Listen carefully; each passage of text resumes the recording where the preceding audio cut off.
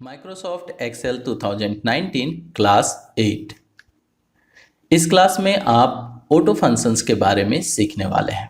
ऐसे एक्सेल में बहुत सारे फंक्शन हैं, लेकिन एक्सेल ने 5 ऐसे फंक्शन को एक ग्रुप कर रखा है जिसे वो ऑटो फंक्शन के नाम से पुकारता है, क्योंकि कैलकुलेशन के समय सबसे ज़्यादा इन्हीं फंक्शंस की आवश्यकता पड़ती है। और इस क्लास में हम लोग इन्हीं 5 फंक्शंस के बारे में सीखने वाले हैं। तो चलिए क्लास को शुरू करते हैं। हमने एक्सेल को ओपन कर लिया और यहाँ पे हमने अपनी वही प्रीवियस फाइल ले रखी है जो अब तक हमने इस्तेमाल की थी। आपको याद होगा, अगर आपने प्रीवियस वीडियोस नहीं देखे हैं तो ज़रूर देख लें, क्योंकि स्टेप बाय स्टेप अगर एक्सेल सीखना चाहते हैं तो वो आपको काफ़ी हेल्प करेंगे। यहाँ पे मैंने जो सीट ओपन किया है, यहाँ पे आप देख सकते हैं कि सिंपल सा बिल बनाया गया है जिसमें कुछ प्रोडक्ट हैं, उनके क्वांटिटी हैं, रेट हैं और अमाउंट कैलकुलेट किया गया है। अब हमें ये निकालना है कि इसका ग्रांड टोटल कितना होगा। तो ग्रांड टोटल निकालने के लिए हम लोग ग्रांड टोटल वाले सेल पे क्लिक करेंगे, यहाँ पे इक्वल टू का साइन लगाएंगे, फिर पहले वाले नंबर पे क्लिक करेंगे, फिर हमने प्लस लगाया, फिर दूसरे नंबर पे हमने क्लिक किया, फिर प्लस का साइन लगाया और फिर तीसरे नंबर पे क्लिक किया हमने और उसके बाद एंटर प्रेस कर दिया और यहाँ पे हमारा ग्रांड टोटल आ गया। अब यहाँ पे 3 ही थे प्रोडक्ट और 3 ही का टोटल अमाउंट था, इसलिए काफ़ी आसानी से हमने निकाल लिया। लेकिन अगर बहुत सारे ऐसे नंबर हों और उनका सम निकालना हो तो काफ़ी मुश्किल हो जाएगी।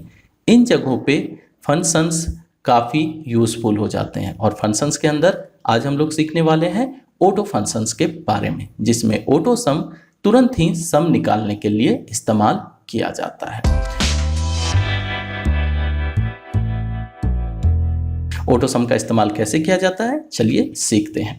सबसे पहले जहाँ पे आपको टोटल लगाना हो, जैसे यहाँ देखिए पे आउट का जो कॉलम है, इसमें सबसे लास्ट में यहाँ पे मुझे टोटल पे आउट निकालना है। तो यहाँ पे क्लिक करेंगे, यहाँ पे क्लिक करने के बाद होम टैब पे क्लिक करेंगे। होम टैब पे क्लिक करने के बाद सबसे लास्ट में आपको एडिटिंग का एक ग्रुप मिलेगा। इस ग्रुप में आपको ऑटो सम का एक टूल मिलेगा, इस पे आपको क्लिक कर देना है। जब आप ऑटो सम वाले टूल पे क्लिक करेंगे तो जिस सेल को आपने सेलेक्ट कर रखा होगा वहां पे ऑटोमेटिकली इक्वल टू सम ऐसा लिख के आ जाएगा और एक रेंज भी लिख के आ जाएगा। और ये रेंज कौन सा है? ये रेंज वही है जो आपके सेल पे आपने देखा था। यहाँ पे आप देख सकते हैं कि पे आउट में मैंने यहाँ लिया है C2 और C2 से लेके हमें कहाँ तक कैलकुलेट करना है, C27 तक। तो इसने यहाँ पे सही ले लिया है रेंज। अगर आपको लगे कि रेंज गलत है तो आप मैनुअली ओवरराइट कर सकते हैं। मैनुअली ओवरराइट करने का मतलब आप खुद से सिलेक्ट कर सकते हैं। जैसे मान लीजिए मुझे यहाँ से यहाँ तक का ही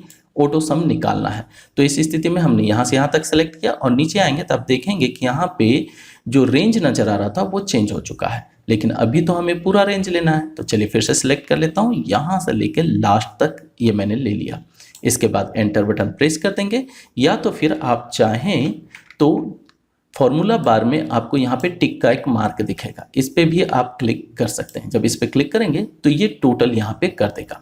तो एक तरीका आपने सीख लिया कि ऑटो सम किस तरह से इस्तेमाल करते हैं। अब ऐसा नहीं है कि आप इसके नीचे ही निकालें, आप चाहें तो किसी दूसरे जगह पर भी निकाल सकते हैं। एग्जाम्पल के तौर पर अगर हम यहाँ पे निकालना चाहते हैं तो जैसे यहाँ पे मैंने लिख लिया टोटल पे आउट और इस जगह पे हमें इसका टोटल निकालना है। तो हम यहाँ पे क्लिक करेंगे, क्लिक करने के बाद ऑटो फंक्शन पे जाके क्लिक कर देंगे। अब यहाँ पे ये लिख तो देगा, लेकिन रेंज देखिए इसने गलत ले लिया, तो हम लोग रेंज को सुधार लेंगे। रेंज कहाँ से लेना है मुझे? यहाँ से क्लिक करते हुए ड्रैग करते हुए नीचे तक आना है। ये नीचे तक आ गया मैं।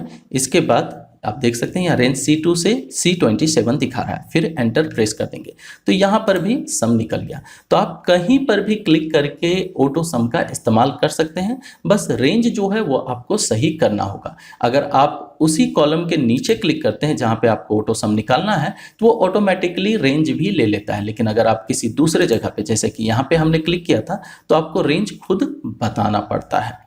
दूसरा तरीका और भी है, जैसे इसे मैं मिटा देता हूँ। दूसरा तरीका यह है कि आप पहले से ही रेंज को सिलेक्ट कर लें। जैसे मैं यहाँ से लेके लास्ट तक सिलेक्ट कर लेता हूँ, ये मैंने सिलेक्ट कर लिया। इसके अलावा एक सेल और भी एक्स्ट्रा मैं सिलेक्ट कर रहा हूँ जिस पे मेरा टोटल आएगा। इसके बाद ऑटो सम पे जाके क्लिक कर देना है। जैसे ऑटो सम पे क्लिक करेंगे तो आप देखेंगे कि नीचे इसने बिना कुछ लिखे डायरेक्टली ही सम कर दिया। तो 2 तरीके आपने सीख लिए। तीसरा तरीका मैनुअल है। मैनुअल करने का मतलब जैसे यहाँ पे डायरेक्ट टाइप करें आप इक्वल टू और लिखें SUM, इसके बाद ब्रैकेट ऑन करें और खुद यहाँ का जो सेल रेंज था वो टाइप करते हैं। सेल रेंज कौन सा था, ये था हमारा। इस पे पहला हमने क्लिक किया तो यहाँ पे ऑटोमेटिक आ गया। इसके बाद कॉलन का साइन लगाएंगे।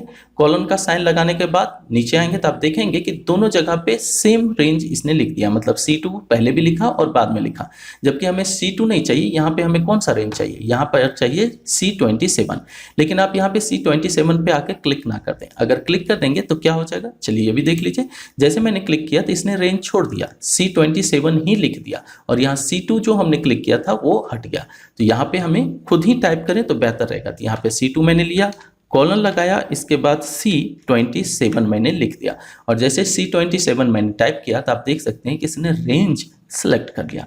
अब इसके बाद एंटर प्रेस कर दीजिए। एंटर प्रेस करते ही यहाँ पे टोटल हो जाएगा। तो 3 तरीके आपने देख लिए।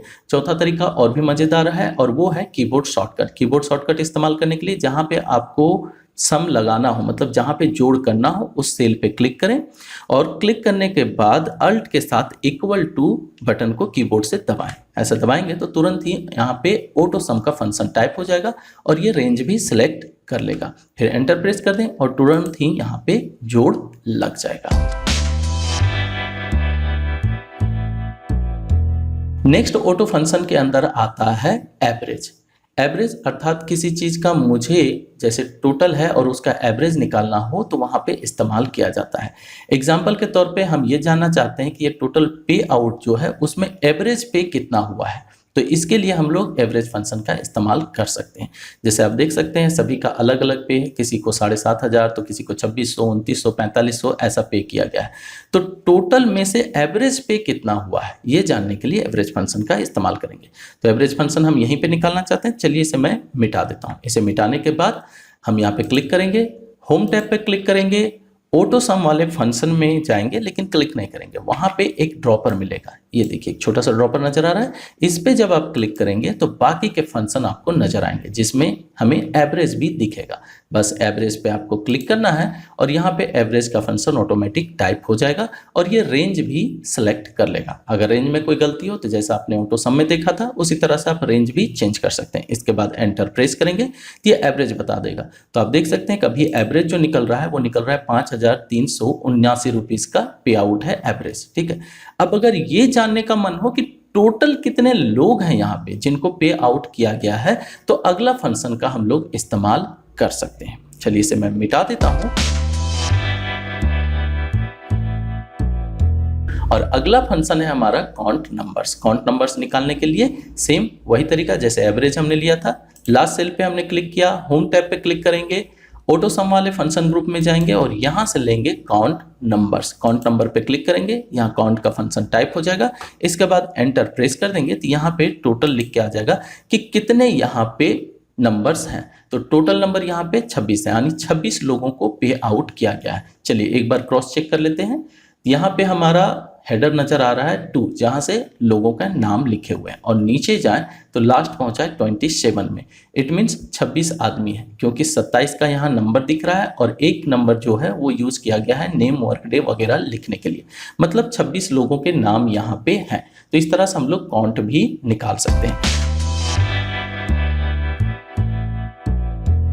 नेक्स्ट फंक्शन है मैक्स निकालने का। मैक्स मतलब सबसे ज्यादा। अब जैसे ये जानना हो कि इनमें से सबसे ज्यादा पे आउट किसका है तो मैक्स फंक्शन का इस्तेमाल किया जा सकता है। मैक्स फंक्शन भी सेम उसी तरह से यूज कर सकते हैं जैसे अभी तक के सारे हमने ऑटो फंक्शन इस्तेमाल किए थे। मतलब लास्ट सेल पे हमने क्लिक किया, इसके बाद ऑटो सम वाले ड्रॉपर पे क्लिक करेंगे और मैक्स पे क्लिक कर देंगे। मैक्स पे क्लिक करते हैं, मैक्स का फंक्शन टाइप हो जाएगा और ये रेंज भी सिलेक्ट कर लेगा। फिर हमें एंटर प्रेस करना है और ये ऑटोमेटिक सबसे बड़ा जो होगा पे आउट वो लिख के यहाँ पे दिखा देगा। सबसे बड़ा कौन सा है, 8,540 रुपये का सबसे बड़ा पे आउट है। नेक्स्ट फंक्शन है मीन का। मीन मतलब सबसे कम। एक रेंज में मिनिमम कौन है वो अगर देखना हो तो जैसे कि यहाँ पे सबको पे आउट किया गया और अगर मुझे ये जानना हो कि सबसे कम पे आउट किसको किया गया है तो उसके लिए मीन फंक्शन का इस्तेमाल कर सकते हैं। तो मीन फंक्शन के लिए यहाँ लास्ट सेल पे हम आए, जो कुछ था उसे हमने डिलीट कर दिया। उसके बाद ऑटो सम वाले ग्रुप पे ड्रॉपर पे क्लिक करेंगे और मीन पे क्लिक कर देंगे। मीन पे क्लिक करते हैं, मीन का फंक्शन टाइप हो जाएगा। फिर एंटर बटन प्रेस करेंगे और यहाँ पे मिनिमम पे आउट नजर आने लगेगा। अब ऐसा नहीं है कि सिर्फ यहीं पे किया जा सकता है, आप कहीं पर भी ले सकते हैं। हैं। जैसे कि यहाँ पे मैंने ऑटो सम लिया था, उसी तरह से आप एवरेज अगर लगाना चाहें तो यहाँ पे क्लिक करें और यहाँ जाके एवरेज पे क्लिक कर दें और रेंज को आपको सुधार लेना है। रेंज कौन सा था? C2 कॉलन हमने लिया और C27 एंटर प्रेस किया हमने, यहाँ पे एवरेज निकल गया। इस तरह मेन, मैक्स और काउंट नंबर वगैरह भी आप निकाल सकते हैं, मतलब किसी भी सेल में निकालें, बस आपको रेंज वहाँ बता देना है और वो वहाँ पे कैलकुलेट कर लेगा। तो इस क्लास में यहीं तक। इस क्लास में आपने ऑटो फंक्शंस के बारे में जाना, और ऑटो फंक्शन ऐसा नहीं है कि सिर्फ इसी जगह पे इस्तेमाल किया जा सकता है। अलग अलग के कैलकुलेशन, जैसे मान लीजिए स्टूडेंट के नंबर्स जो हैं उनमें से ये निकालना हो कि सबसे ज़्यादा नंबर किसका है, सबसे कम नंबर किसका है, तो वो उस जगह पर भी हम लोग ऑटो फंक्शन का इस्तेमाल कर सकते हैं। आगे आने वाले वीडियो क्लासेस के लिए चैनल को सब्सक्राइब करना ना भूलें, दोस्तों के साथ शेयर करें और वीडियो को लाइक करें। Bye, thank you.